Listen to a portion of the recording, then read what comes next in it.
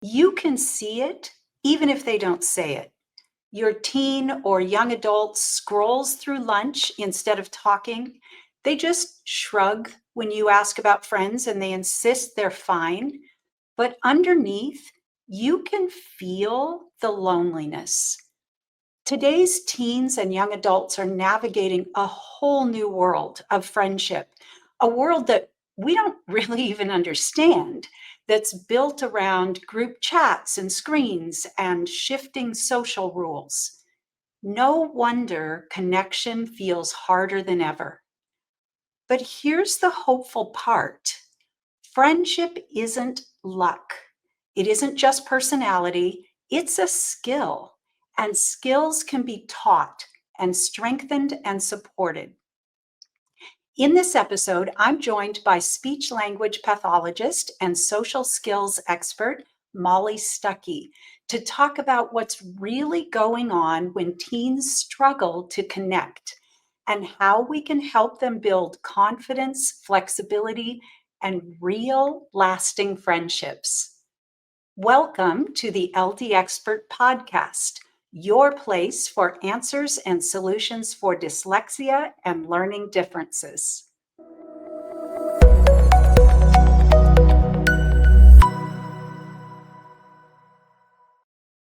I'm your host, Jill Stowell, founder and executive director of Stowell Learning Centers and author of Take the Stone Out of the Shoe, a must-have guide to understanding, supporting, and correcting dyslexia learning and attention challenges. At Stowell Learning Centers, we work with children and families just like yours, helping parents understand what's going on when bright students struggle in school and what can be done to change that permanently. Having a child dealing with dyslexia or a learning challenge can be very lonely for a parent. You feel like you're the only one and you don't know who to talk to. This podcast is for you. We want to equip you with knowledge and practical tools for understanding and helping your child. If this episode brings up any questions for you, please post them in the comments or go to stowellcenter.com and give us a call. Today, we're talking about something very close to every parent's heart: friendship. We all want our kids to feel connected and have real friends. My guest today, Molly Stuckey, is the perfect person to explore this with. Molly is the mom of 2 teenage daughters. She spent over 20 years as the founder and owner of Coastal Speech Therapy in Newport Beach, California, and then went on to create Friendship Builders. And I'm going to let her share with you how that came about. So, welcome, Molly. Thank I'm you. really looking forward to this conversation. I am too. Thank you so much, Jill. I'm so excited to share all of my knowledge and practical tools with parents who are really struggling with the competition with technology and also having a hard time with interpersonal communication with their teen and child. So yeah, I have been a practicing speech and language pathologist for about 23 years. And I did find that after owning Coastal Speech Therapy, I was struggling managing 10 employees, and I found that that was less fulfilling than actually working directly with my clients. So I did sell the company in 2020. And then following that, during COVID, I recognized the painful struggles that not just neurodiverse children, but neurotypical children, teens, and even adults were faced with. Some examples are social anxiety, impulsiveness, frustration tolerance, emotional regulation, and social fears and phobias. So, recognizing this, I took another leap of faith and I founded Friendship Builders. We started at a park with no screens, no masks. And I had parents sign a waiver that if their child got COVID, we wouldn't be sued. So it was sort of grassroots. We just did everything we could to help out these children and teens who needed interpersonal communication and friendships.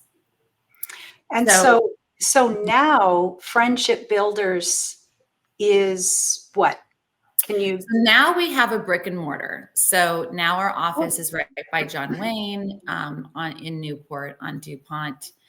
And we offer small social skills groups targeting cognitive flexibility, self-regulation, reading the room, anything from perspective taking, problem solving, just becoming more socially aware.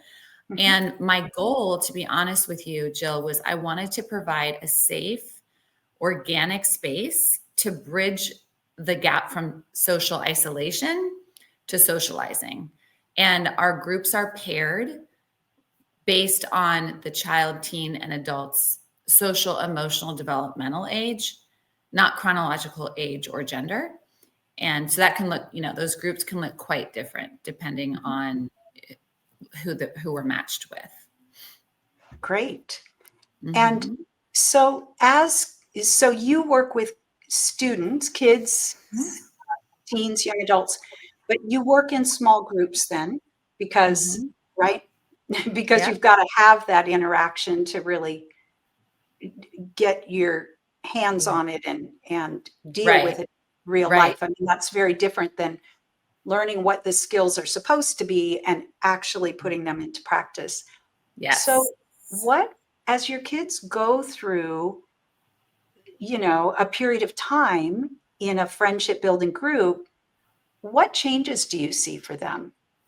That's a great question, Jill. I think that, my goal is to help the clients generalize and transfer those social skills that they're developing in our sessions. The goal is not to have them, it's right, progress over perfection, right? But it also, I want to see the progress not only in real time in our groups, but really I want them generalizing across different environments, contexts with different relationships. And I encourage each client to strengthen their self-awareness, which in turn supports self-regulation and impulse control. So when we can regulate our emotions and our behaviors, we naturally build self-esteem and self-confidence. That's my goal. And that's achieved honestly through positive and successful social interactions. And these interactions, I mean, honestly, they can look so different for everyone, and depending on their age and their goals and their personal values, whether that means it's important for that person to become a better friend or a better partner or a colleague or a parent or a communicator. That can look quite different depending on what their goals and values are. But I mean, after just a couple sessions, honestly, I mean, most of my clients report feeling more confident, and they're able to enter new and familiar environments. They can use friendly, appropriate greetings. They're smiling, they're using eye contact, body posture. They just walk in with, their shoulders are back to make a really positive first impression. And my clients, they also just gain practical tools for initiating and maintaining conversations. We work on icebreakers, offering simple, concise responses, showing genuine interest in others through empathetic, active listening. What does that look like? What does active listening look like? Right. And I mean, honestly, whether they're striving to land their dream job or build healthier relationships or manage screen time, or even if it's recouping after rejection, navigating social media. I mean, the list goes on and on and on. But ultimately, my goal is to help each and every client enhance their social communication skills, because I want them honestly connecting authentically. Right. Authentically, with accountability, with others, and just to find their community, find their people. I want them to be able to live happier, more fulfilling lives. And that really, I do want to focus on teens and young adults today, Mhm. but Mhm. really, we see exactly what you were saying. As soon as we start to build underlying skills, build the foundation, Right. their confidence increases. And we see at our learning centers that we might be working on auditory processing Sure. or body control, but Mhm. that as soon as they start to feel a greater sense of control in themselves, Mhm. then that boosts up their confidence and they do stand up Absolutely. better. And so I imagine with the work that you're doing, you're really focusing on friendships and social communication, but I'll bet that impacts school performance as well Oh, because they absolutely. feel Yeah. better about themselves. Yeah. Mhm. Yeah. So, Right. I mean, I think, if a child's regulated in school and they're not worried about where they're going to sit at lunch or who they're going to play with or who they're going to hang out with, after school, or who they're going to be bullied by, mhm, then they can sustain attention to the lesson. right. I mean, there are just so Yeah. many pieces, Hmm. and so that social piece is huge. And often, when kids are struggling in school, we tend to focus on the academics, and at our center, we know we have to go beneath that. Hmm. And so, but we're still focusing on what are the skills we need to, for the brain to be ready to take in these academics. But one of the Sure. things that is a huge impact that you just mentioned is, boy, if I'm worried about who I'm going to be bullied by or where I'm going to sit at lunch, or how did people think about me when I said something in class? Well, Absolutely.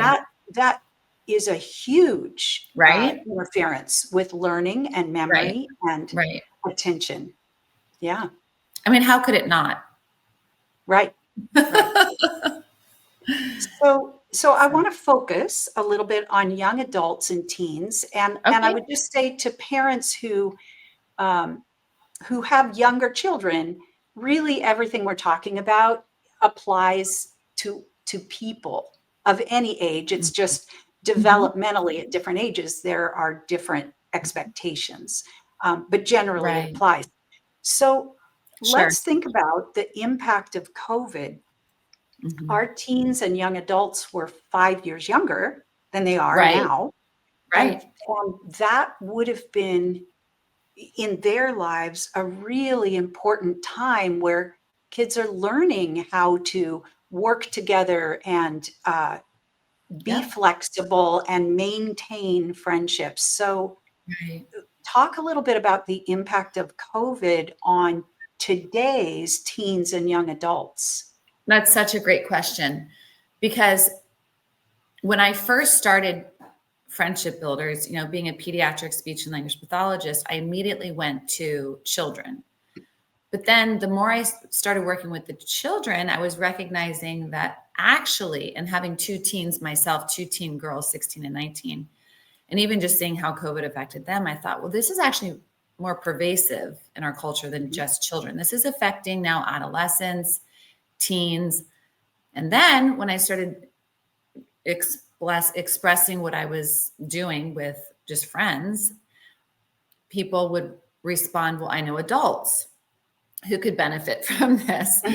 And I said, okay, well, maybe there's a niche that's not being met there. So it is pervasive, children, adolescent, teens, and adults. Mhm. Um, and children and teens, we need like opportunities for play and independent exploration to develop into competent and confident and thriving adults, right? But unfortunately, those play-based childhood interactions stopped during COVID. I mean, halted. But it started actually to decline in the 1980s. And Mhm. it almost disappeared with the rise of this smartphone. So we kind of became like this phone-based childhood around 2010, when we went from the flip phone to the smartphone. Mhm. And the introduction of the smartphones has fundamentally rewired children's brains. It's disrupted critical aspects of social and neurological development. And the shift contributed to kind of like a widespread challenge. I mean, our kids and teens were having a hard time with sleep and attention, addiction, loneliness, social comparisons, perfectionisms. You're comparing yourself on social media. And then during COVID, I know that technology became a necessity. I'm realistic and pragmatic about that. I mean, even my children, they were doing online school. I was doing online speech. So it was important for education and work, entertainment, social interaction. But I mean, it was vital, but this reliance on screens, it came at a cost. And without the opportunity for the real world social engagement, a lot of children and families, we experienced a loss of that interpersonal communication and physical touch. And this, honestly, it led to communication that almost kind of always felt rushed. And it's sort of detached and just quite frankly, like impersonal. And these challenges and these changes have had lasting effects on relationships, on empathy, and just our own emotional well-being, creating a lot of anxiety. Because I don't know about you, but I'm always feeling rushed. Like this technology makes me feel like my brain should be going a million miles faster than it actually is. Right. Like, I can't keep up. So the pings and the dings, and anyway, so connecting with friends and family, like in shared physical space, I'm trying to do that. So I'm trying to offer just the psychological and the physiological benefits of just being in the same space, sharing space, because it does include like an enhanced sense of belonging, reduced feelings of loneliness, anxiety, depression. So yeah, I mean, it can't replace technology. It can't replace the neurochemical and the emotional rewards of genuine human connection and interaction. So I've done a lot of research, and what I found through evidence-based practices is that eye contact and physical touch actually activate your brain's pleasure and bonding centers. So that's located in your midbrain, which is your limbic system. So your amygdala and your hippocampus. So those, when activated with eye contact and touch, they trigger the release of serotonin, oxytocin, dopamine, endorphins. And so when we deprive ourselves of these essential human experiences, individuals we're just more vulnerable to anxiety and depression and emotional dysregulation, just because we're not receiving these neurotransmitters. So when and I like the idea of having groups that are safe and supported and guided so that they can feel secure in connecting with each other, because there's some guidance and structure around that. So I'm sure that's really helpful. Yeah, and when you think about what teens and young adults need, the skills that they need to feel comfortable socially, what are some of the first skills that you've seen are either missing, or that you just want to make sure you really help them develop it, because this is going to be the starting point for them? Well, I mean, I think we've lost social etiquette. I mean, whether that's looking at your phone when you're out at dinner, or basic conversational skills. And I'm finding that a lot of people are having a hard time initiating and maintaining conversations, expressing empathy, problem solving collaboratively with others, managing frustration and impulse control. And our society, we've just grown less socially conscious. and less socially aware. I mean, I think even just we're less likely to greet someone and, with a warm smile, or so. But the nonverbal subtle social cues like eye contact, smiling, positive facial expressions, appropriate greetings. I mean, even my 16-year-old, I remember her saying like 4 years ago during the pandemic, "Mom, if they're wearing a mask, Right. how do I greet an adult? Do I shake their hand?" I said, "Yes, you look in their eye, you have a smile. Hi, Mr. and Mrs." So we were all just honestly flying by the seat of our pants, and we didn't really know what the social etiquette was. But along with verbal skills like commenting, talking, taking conversational turns, building friend files, all of those tools, those skills, those strategies can be taught. And they can significantly help reduce social anxiety. I mean, and honestly, just increase comfort in social situations. Well, if you understand the rules or you Mhm. understand the skills, Mhm. then you are going to feel more comfortable. And especially Absolutely. if you get an opportunity to practice them.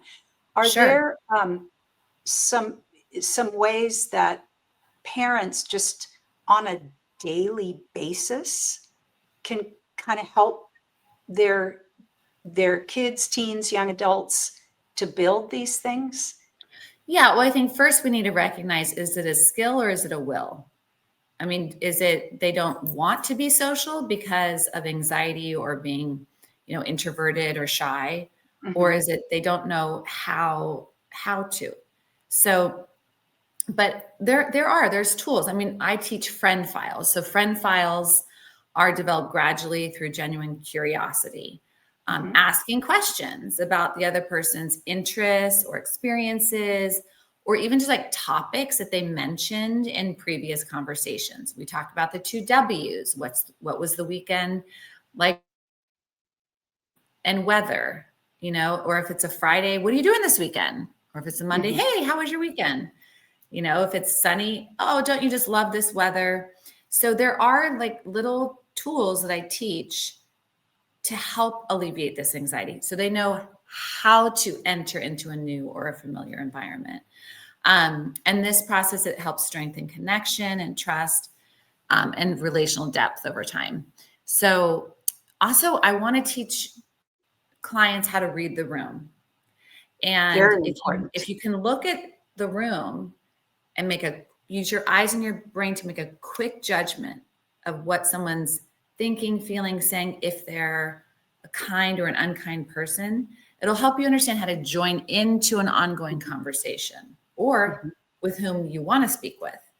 And also to be a social chameleon. We talk a lot about being a social chameleon.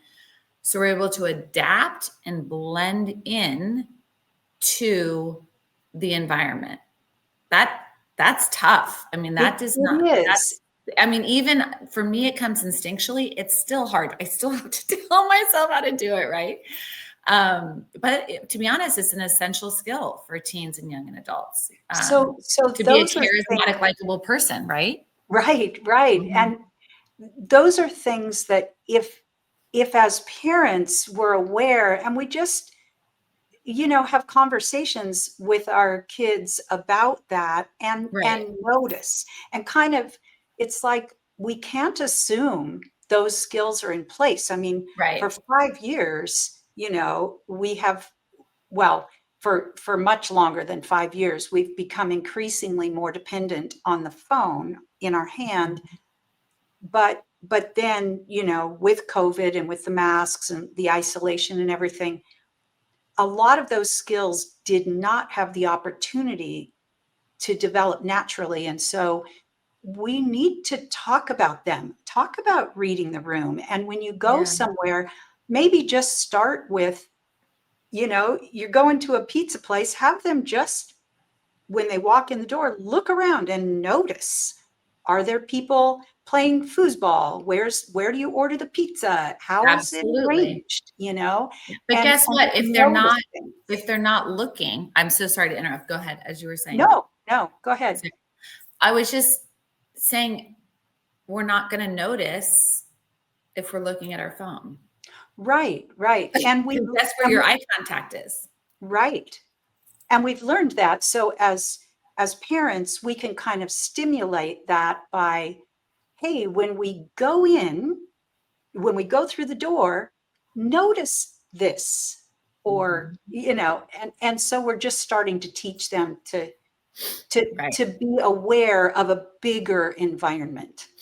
You're right. But the challenge that my parents face by the time they come to me is they feel like they're nagging, right? Yeah. They feel like I've literally said the same thing to my teen or adolescent or young adult 1,000 times, and they're just not listening to me.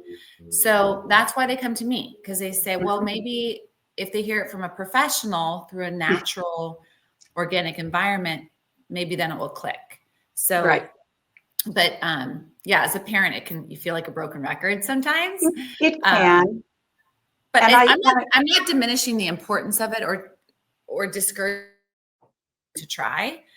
But I'm just saying it's a reality.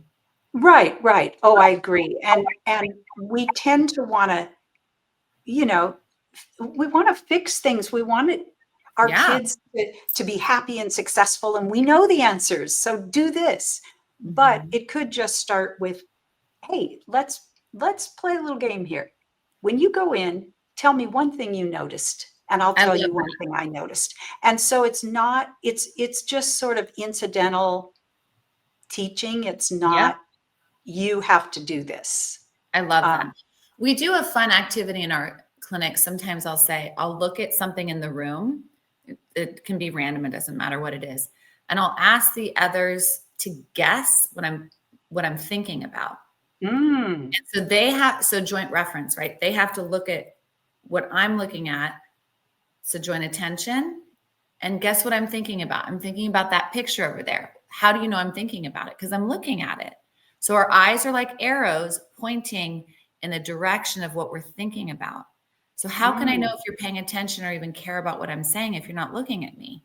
So, I mean, that's a whole nother lesson that we talk about. But I love that. That is really concrete. Our eyes are like arrows. So pointing in the direction of what we're thinking about. Yep. Yeah. And playing a game with it. Can you guess? Can you be a mind reader and guess what I'm thinking about? Right. And now it's your turn. You get to do it. Eyes. Yeah. Right. Yeah, that's very cool. Yeah. So I want to talk about the idea of theory of mind. Oh, I love this topic. Yeah. So talk a little bit about that, because I think it's so important. And for many of our students, our older students in particular, when this is becoming really important, it's tough. It is really hard. Theory of mind, and I'm going to speak about theory of mind for the layman, because it's very complicated. Okay. So we use our eyes and our brain together to make informed guesses about what other people might be thinking, feeling, or communicating. Okay. And those guesses are made by looking at those subtle nonverbal cues. Are they smiling? What do their eyebrows look like? Are they furrowing their brows? Are they, so basically I want to teach people how to read the room, which we were talking about earlier, to observe, interpret those subtle social signals. It's a really important skill, because it will help us determine how we should act and if we want to approach them or how to respond to them. And also we need to ask ourselves, do my friends seem bored? Do they seem irritated or anxious or rushed? So accurately reading these subtle social cues allows us to adjust our own behavior and language to respond appropriately. And then this, in turn, I truly know will help foster empathy and stronger connections. So this is a side note. When I owned Coastal Speech Therapy, we were slow one summer, and I had an intern. She was an amazing artist. And my oldest daughter has well, let's just say difficulty with flexibility, and I don't want to get too detailed because that's her story to share. But I went to the library to find a book on cognitive flexibility, and I couldn't find anything. So I wrote a book called Flexi Lexi, and it's all about being conscientious, so considerate, kind, cooperative, collaborative, and just flexible. And that's kind of goes into embedded into theory of mind. But the problem is during the pandemic, when we were wearing masks, it made this process like even more challenging to be flexible, to read the room, and because when our face was masked, it became harder to read the expressions on someone else's face. And then to make an educated decision if they were like kind or approachable or upset. And so I believe, I mean, in my opinion, this uncertainty contributed to a lot of social anxiety and just discomfort, right, with social interactions. Yeah. So I was thinking this whole idea of being able to, in a sense, step into someone else's shoes and understand what they're thinking or feeling, or being able to see their perspective, even if it's different than yours. That's really hard. And for a lot of our students who struggle in this area, reading someone's face and knowing if they're bored or if they're excited or is hard. Yeah. And so as you were talking about it, I thought, wow, how could we make that even more concrete for students? Yeah. And I was thinking, okay, well, if you have a pet, a dog, how can you tell when your dog is really excited? That's a You know great what I mean? example. We might even start at that level, Right. and then say, okay, well, what does it look like when your friend is really excited about what you're saying Yeah. or not? Well, a lot of it is just reading. I mean, we work a lot on this, is looking at a social scenario and how are they feeling? Most importantly, how do you know? Yes. I'm talking about getting as detailed as what their lips look like, what their eyebrows look like, what does their body posture look like, and then emotional vocabulary, because we're going from everything's happy and sad to a rainbow of emotions, right? Overwhelmed, distraught, crestfallen, or overjoyed, right? So we need to work on emotional vocabulary as well. But yeah, I mean, I definitely think, just to kind of go back on what you were saying, that it can be really difficult to do this. And I mean, it's a difficult thing, perspective taking and looking at a situation through a different lens. We all have different lenses of this is a great example we use a lot. There's a cat. So you can have the same cat, but let's just say Sally has fear when she sees that cat. Why? Because of her background experiences. So she feels fear because maybe she got scratched by a cat or something like that. Then you got Johnny. Johnny's sad when he sees the cat. Why is he sad? Well, maybe his cat died, 2 years ago. You got Bobby, and Bobby's super excited and happy when he sees a cat. Why? Maybe he got a cat for Christmas last year and he's always wanted a cat. So what I'm trying to say is you can have the same object or experience and different perspectives and lenses based on your background, knowledge, and experience of that.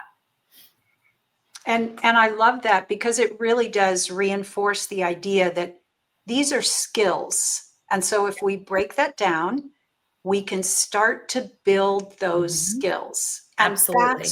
that's really encouraging, for it's very kids of encouraging. any age that have struggled with friendships. Absolutely. Because every friend wants to be understood. Right? Yeah. So I want to ask you about screen time, and if you recognize in your family with your kids, your young adults, wow, we need more face-to-face interaction. And, that Mhm. screen is getting in the way all the time. And there's a lot of friction around that, especially with teens. Um, wow. Do you have any any nuggets for parents about how to approach that? Well, from a personal parental perspective myself, not just professional, I have 2 teenage girls, so I get it. I Mhm. mean, it's real. Yes.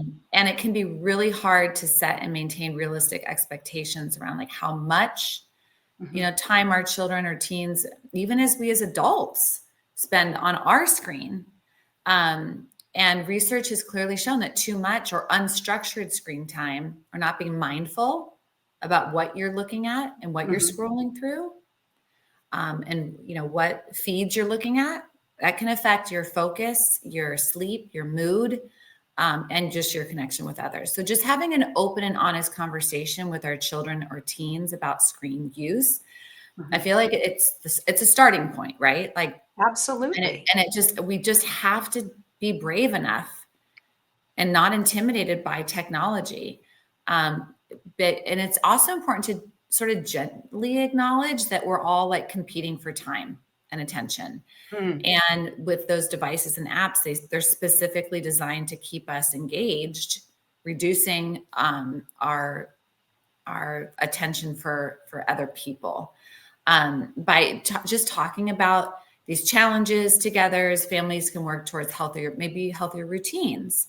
Mhm. Um, so to increase face-to-face communication. And I mean, I also think that like it would be kind of great to work on having shared time together, whether it's like making coffee with each other in the morning or taking your dog for a walk or getting your nails done, having intentional, Mhm. scheduled, consistent carving out those intentional experiences with your teen Right. really helps. I mean, it's helped me a lot. Just like, okay, every other Saturday we're going to get our nails done together, or we're going to go for, it doesn't have to cost any money. We're going to go for a walk together or whatever, go to the I store I together. I love that. Wow, you said so much in there. I Mhm. think sometimes we feel like, as parents or educators, I think we know what someone needs to do and we want to tell them that. But if we educate them, so Mhm. really, I mean, educating our kids about screen time, and clearly there are Mhm. good things, but there are also some dangers. And so just having a conversation together about, Right. what all that screen time does. And then I loved what you said about we're all competing for time with each other. And so if we're saying to our teen, man, I just love spending time with you, and could we could we carve out some space? Maybe it's just that we make coffee together in the morning, or Yeah. we say, before you jump into, your sports and your homework and all that, let's Yep. just take a 10-minute walk because I Mhm. love spending time with you. So then it Mhm. doesn't feel like a punishment. It's really, a Yes, genuine out of but love. intentional way to get time together. Mhm. Yeah, So, absolutely. and I think I kind of think the world is beginning to crave that. So, um, Absolutely. We miss it. yeah, yeah. So Mhm. we are right in the thick of the holidays, and I Mhm. wanted to ask you, for anybody really, but children, teens, young adults who tend to get dysregulated and Right. overwhelmed when there are too many people in their space. Um, do you have any suggestions that, you know, of how parents might help them to stay Mhm. regulated and a part of things without being overwhelmed? It's such a great question. Just because I remember how stressful the holidays were. My kids were younger. I was like, oh my gosh. But I do think that establishing clear and realistic expectations in advance can prevent frustration and just promote open, supportive communication, not just with your own child, but also with everyone, all family members. So I think proactively, we call it priming in our industry. Mm-hmm. Priming means talking about in a loving way reasonable expectations, right? What to expect, what's expected of them, what they expect of you. Like, how do you think this is going to go? What's hard? What's hard about it? Sitting at the Thanksgiving dinner table for 3 hours with family members you only see once a year, Right. when you already have social pragmatic issues. I mean, but I think talking openly and honestly about that helps everyone just feel more prepared and emotionally regulated. But specifically, I think to support that comfort and that connection, maybe considering offering choices, right? Everyone wants to feel in control. Right.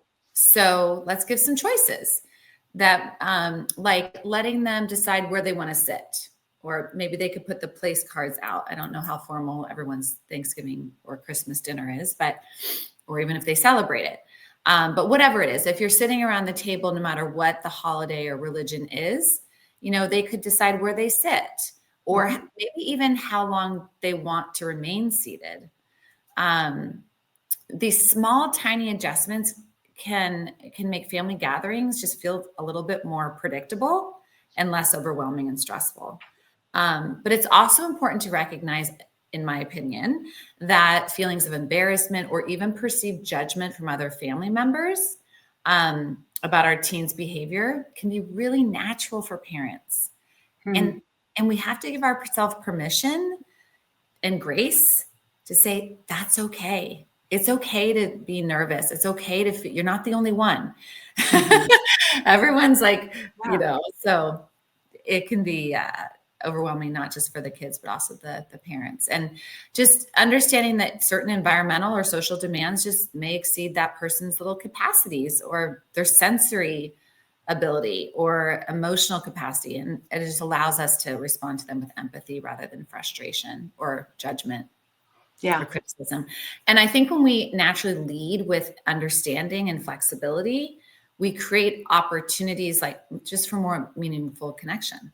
And then Absolutely. those positive shared experiences. Like when you're frustrated, I'm here for you.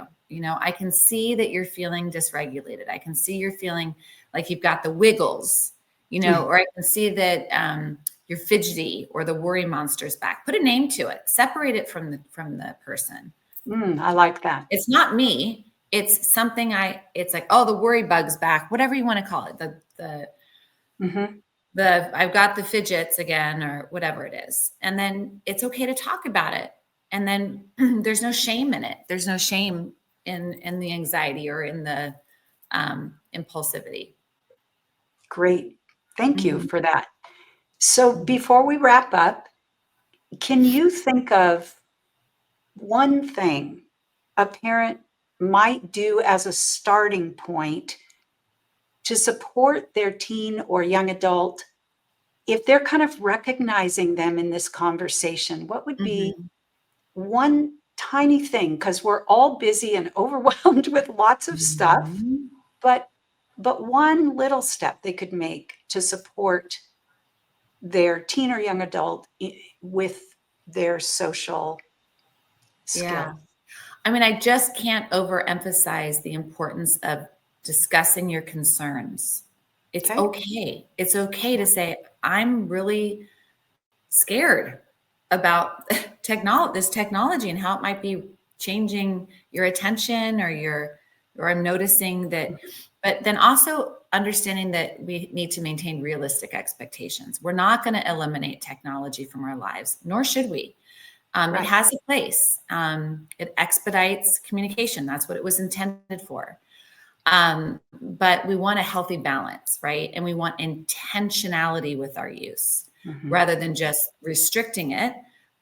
We need to manage it because it's not going anywhere. So one of the most effective ways I think to strengthen connection is just that consistent, intentional moments together.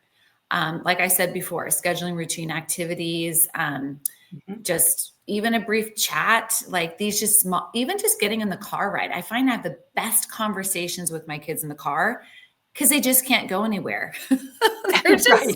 stuck there with me. And Yeah, I'm like, we found "Okay, that go too. down." Yeah. That one-on-one car time was priceless. Right? Oh, and then they get their license and you never see them again. But anyway, but yeah, they do matter. And just showing that your child or your teen or even young adult matter to you and they come Right. first. And you can do that through modeling. Whether they come in the room, you put your phone down. You're not looking at your phone. You're looking at them. Whether you go out to dinner, you put all the phones in a phone pile. Or you walk around, you have a talking stick at the table. Okay, it's your talking turn. It's your talking turn. It's my listening turn. You'll be surprised how hard it is to interrupt. Or passing the question back. Okay, what was your high and low today? What was the best and worst? Or a challenging moment and a great moment? Pass the question back, ask, continue that circle of communication. So those are just some tools that you can use. Those are great tools. Yeah. Well, Molly, how can our listeners learn more about you and about Friendship Builders and get in touch with you? Okay, well, so my website is friendshipbuilders.org. I also am on Instagram at Friendship Builders, and I can always call me on the business phone and be more than happy to discuss our programs and answer any questions that our listeners might have. But thank you so much for inviting me. I could literally talk about this for hours and hours and hours. I'm so passionate about this. So thank you for giving me the platform to be able to do that. I feel like what you're offering to families here in Southern California is such a gift because these are skills, but they do need some guidance in being built sometimes. And so I love that. For our listeners outside of Southern California, what are some key things that parents should look for if they're trying to find help with social skills or friendship building skills for their children or young adults? Wow, that's a great question. So our governing board, ASHA, American Speech and Hearing Association, they're in Maryland. They can be contacted for information on other agencies that may offer social skills groups. I will be honest, most social skills groups are geared towards neurodivergent kids, teens, and adults, may be taught by ABA therapists. But if they want it to be coached, trained by a speech and language pathologist, ASHA would be the way to go because that's our governing board. Okay, great. Yeah. And I do think one of the things you and I talked about a little bit was just how important it is to actually have a group so that they can practice these skills in real time. So, and I realize that's not that easy to find, but that would be something. Having a group. I think, because I'm building my teen and adult groups, but I also believe that, having a shared, consistent time and space to share your social dilemmas with like-minded people, there's so much healing and therapy in just even that. Right. So whether that's finding local meetup groups that you can, connect with literally on Meetup. It's an app. I just found out the other day, it's called Meetup. That's neat. Or even just join your local, if you're in church, maybe a church group or different walks, there's different walking groups, just getting out there. And the internet, even if you just type, okay, I'm interested in this and I want to do this. So the groups are out there. The social skills groups are out there. It takes just a few seconds to find them. And then to actually have the courage to go. Right. Yeah. Well, thank you so much, Molly, for sharing your insights. You gave us a lot of tools interspersed throughout this episode. So thank you so much for that, for your heart for helping kids and teens and young adults build the skills that are going to make connection possible for them. Well, Thank you. thank you. Thank you so much. If you're a parent listening today and your child is struggling socially, remember this isn't about personality, it's about skills, and skills can be developed. At Stowell Learning Centers, we help children and adults move beyond learning and attention challenges by strengthening the underlying skills that make learning easier. When those skills get stronger, everything changes: reading, writing, focus, confidence, even stress around friendships and school. If this episode encouraged you, please like, subscribe, and share it with another parent or educator who needs to know that real change is possible.